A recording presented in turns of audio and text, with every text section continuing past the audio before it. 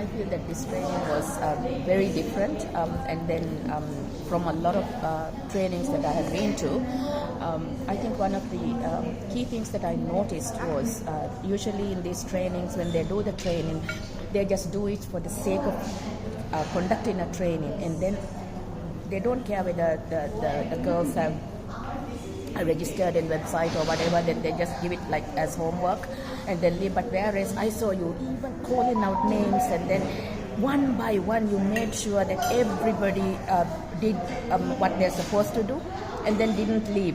In many cases, isn't it? In many cases they would just do the training and then they say they don't care whether they actually do that or not. So that was one of the things. And the energy and the passion, I think, came out really strong. To know that you are genuinely wanting to bring change, bring this transformation, making them empowered in this area. So hats off to you. Thank you so much.